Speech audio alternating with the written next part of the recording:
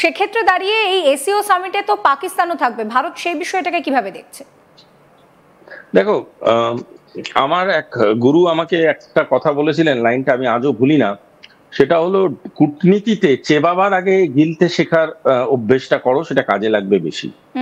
কথাটা হলো যে অনেক সময় অনেক ঘটনা আমাদের জীবনে ঘটে যায়, মানে এরকমও তো হয় যে যে আত্মীয়কে তুমি একদম পছন্দ করো না, দু চোখকে দেখতে পারো না, তাকে বিয়ে বাড়িতে দেখলে পায়ে হাত দিয়ে নমস্কার করতে হয়, মানে গুরুজনকে। আবার এরকম অনেক আত্মীয় আছে, তাকে দেখে তোমাকে হ্যান্ডশেক করতে তুমি বাধ্য হবে। তার কারণটা আছে, তুমি জানো এখানে আমি অভদ্রতা যদি করি, লোকে আমাকে নিয়ে আলোচনা করবে যে এই ছেলেটা অভদ্র, যেখানেই যায় ঝামেলা করে। ঠিক আছে, সেটা যখন আমি করব না, খুব সাধারণ ভাষায় আমাকে বুঝতে হবে, ইন্ডিয়া এটা কিন্তু খুব কমপ্লিকেটেড একটা সিনারিও, যেটা আমি বোঝাচ্ছি এটা খুব মনোযোগ দিয়ে বোঝাটা প্রয়োজনীয়। ইন্ডিয়া পাকিস্তানের ইন্টারিম কোনো চুক্তি বা ইন্টারিম কোনো ঝামেলা বলে কোনো কনসেপ্ট নেই। ইন্ডিয়া পাকিস্তানের যে ঝামেলাটা চলছে সেটা এতদিন ধরে চলছে, যেটা গোটা বিশ্ব তার ব্যাপারে ইন্টিমেটেড অলরেডি।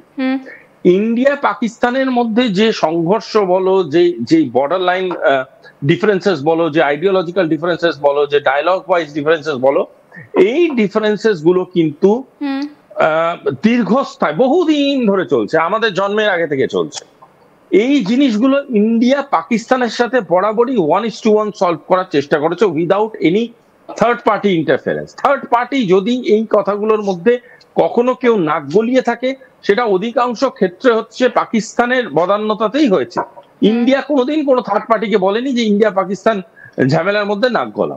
সুতরাং ইন্ডিয়া পাকিস্তানের যে কনসেপচুয়াল ডিফারেন্স বা ইন্ডিয়া পাকিস্তানের যে আইডিওলজিক্যাল কন্টেস্ট, সেই কন্টেস্টটা কিন্তু থাকবে, কিন্তু সেই কন্টেস্টটা শুধু দুজনের মধ্যেই থাকবে, এটা হচ্ছে ইন্ডিয়ার ডিপ্লোম্যাটিক প্র্যাকটিস।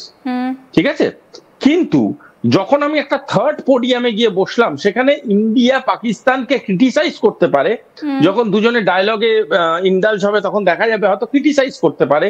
যদিও আমার ব্যক্তিগত অভিজ্ঞতা এবং আমি যতটা আশেপাশের অভিজ্ঞতা দেখছি বা ইদানিং কালে পাকিস্তান ডিপ্লোমেসির যে অভিজ্ঞতা দেখছি, তাতে আমি খুব দুঃখের সাথে জানাচ্ছি, বহু এমন ডিপ্লোম্যাট যায় যারা বিলো দা বেল্ট কথাবার্তা বলে, যেটা ডিপ্লোম্যাটিক সার্কিটে যে ধরনের শব্দ চয়নের ব্যাপারে আমাদের হাজারবার কেন কোটিবার ভাবা উচিত, সেই ধরনের শব্দচয়ন অনেক সময় করা হয়, এবং এটা মারাত্মকভাবে দুঃখজনক এবং প্রচন্ড রকম একটা ক্ষতিকর ডাইমেনশন যেটা পাকিস্তান সৃষ্টি করার চেষ্টা করছে গ্লোবাল ডিপ্লোমেসিতে।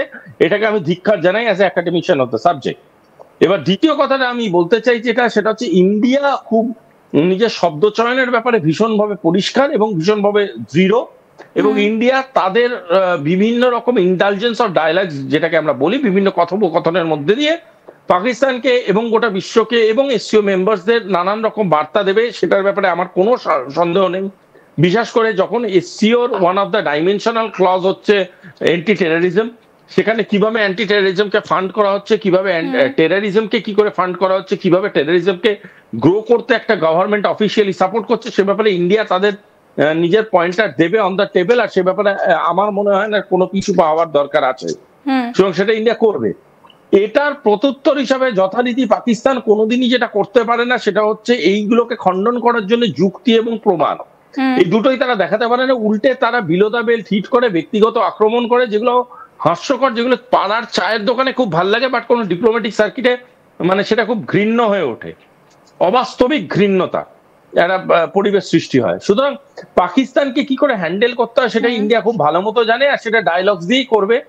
এবং এসসিওতে যে মার্কেটটা তৈরি আছে আজকের ডেটে, because of India's diplomatic policy, যে আমরা আমাদের লোকজনকে নিয়ে গিয়ে এক্সপ্লেন করেছিলাম অপারেশন সিন্দুর এন্ড কেন হয়েছিল, কি হয়েছিল, তাতে পাকিস্তান যদি খুব একটা বেশি অ্যাগ্রেসিভ নোটে এসসিওতে ইন্ডিয়াকে অ্যাটাক করতে যায়, তাহলে কিন্তু ব্যাকফায়ার করার চান্সটা প্রবল ভাবে রয়ে গেছে। তার কারণ হচ্ছে পাকিস্তানের কাছে কিন্তু সেটা খুব একটা সুবিধার বিষয় হবে না। আপনাকে একটু সঙ্গে রাখবো, তার কারণ হচ্ছে একদিকে নরেন্দ্র মোদী, তিনি কিন্তু এই যে সম্পর্কের তিক্ততা, সেই তিক্ততাকে কাটিয়ে একটা নতুন দিকে এগোচ্ছেন। অন্যদিকে ডোনাল্ড ট্রাম্প, তিনি কি কোথাও গিয়ে নিজের পথ খোয়াতে পারেন? কারণ তিনি যে শুল্ক নীতি আরোপ করার চেষ্টা করেছেন, ফেডারেল আদালত কিন্তু বলছে যে সেটা একেবারেই অবৈধ। তার আগে এই যে আমরা দেখলাম যে ফেডারেল আদালত কিন্তু ডোনাল্ড ট্রাম্পের এই শুল্ক নীতিকে অবৈধ ঘোষণা করছে। আদালত যে যুক্তিটা দিচ্ছে যে এইভাবে ক্ষমতা প্রয়োগ করে কিন্তু এইভাবে অর্থনৈতিক যে পদক্ষেপ ট্রাম্প নিচ্ছেন সেটা একেবারেই উচিত নয়। যদিও ডোনাল্ড ট্রাম্প তিনি নিজের যুক্তিতে বলছেন যে একেবারে পক্ষপাত দুষ্ট আদালতের এই রায়, তিনি সুপ্রিম কোর্টে যাওয়ারও সিদ্ধান্ত নিয়েছেন যে যাবেন, তিনি বলেছেন তার হাতে এখনো কিছুটা সময় আছে। কিন্তু এক্ষেত্রে দাঁড়িয়ে কোথাও কি আমেরিকার যে সংবিধান তার আন্ডারে ডোনাল্ড ট্রাম্প তাকে কি পদচ্যুত করা যেতে পারে? যেতে পারে, 100% যেতে পারে। আমেরিকার দেখো, আমেরিকার সংবিধান যেইটুকুনি আমার মনে পড়ছে, ওখানে একটা অ্যামেন্ডমেন্ট আছে, আমি অ্যামেন্ডমেন্টের এক্সাক্ট নাম্বারটা আমার মনে পড়ছে না, সেটা এটা বলা আছে যে যদি কোনো রাষ্ট্রপতিকে ডাইরেক্ট ভাবে ইনভলভমেন্ট পাওয়া যায় অন করাপশন, বা কোনো রাষ্ট্রের বিরুদ্ধে ষড়যন্ত্র, কিংবা এমন কোনো ডিসিশন যেই ডিসিশনটা রাষ্ট্রের বড়সড় ক্ষতি করে দিতে পারে, সেখানে যদি তার এগেনস্টে নো কনফিডেন্স তার সেনেট এবং কংগ্রেসম্যানরা চালায়, তাহলে তাকে মানে পদত্যাগ করতে হতে পারে। দেখো, পদত্যাগ বেসিক্যালি সাসপেনশন এন্ড পদত্যাগ দুটো আলাদা প্রসেস। সাসপেনশন হচ্ছে তাকে দোষী সাব্যস্ত করে সরিয়ে দেওয়া। পদত্যাগের যদি ইতিহাস বলো, নিক্সন নিজেও পদত্যাগ করেছিল।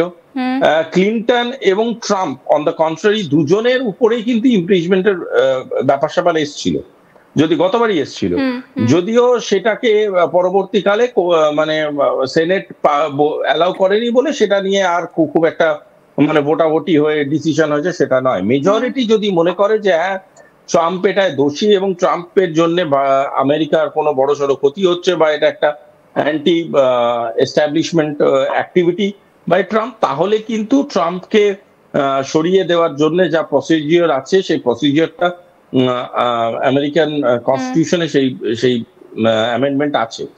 দ্বিতীয় জিনিস হচ্ছে, আমার মনে হয় ট্রাম্পের যে ধরনের মানসিকতা আমি দেখেছি, সেই ধরনের মানসিকতাটা এরকম নয় যে উনি আত্মসম্মানের কারণে রিজাইন করবেন, বা নিক্সন যেরকম ভাবে সরে দাঁড়িয়েছিলেন তার ফেলিয়ারকে এন্ডোর্স করেছিলেন, সেইটা করার জন্য যে সততা দরকার সেটা কোথাও গিয়ে আমার ডোনাল্ড ট্রাম্পের মধ্যে নেই বলেই মনে হয়।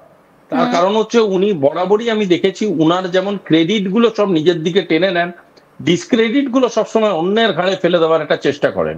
এই টিপিক্যাল ব্যবসায়িক মাইন্ডসেট, একটা চিপ যেটাকে আমরা বলবো বিজনেস মাইন্ডসেট, এই ধরনের মাইন্ডসেট নিয়ে যদি কোনো মানে রাষ্ট্রপ্রধান মনে করেন যে এই ধরনের ঘটনা ঘটাবেন, তাহলে আমার ধারণা সেটা ডোনাল্ড ট্রাম্প হবেন না। কারণ ডোনাল্ড ট্রাম্পের আত্মসম্মান বোধটা কম, তো উনি রিজাইন করবেন বা উনার এগেনস্টে মোশন আসলে সেটা তো আগে থেকে ভবিষ্যৎবাণী করাটা খুব ডিফিকাল্ট। বাট এটা ঠিক যে কোর্টের ডিসিশন উনার কিন্তু ফেভারে নেই ইন টার্মস অফ ট্যারিফ।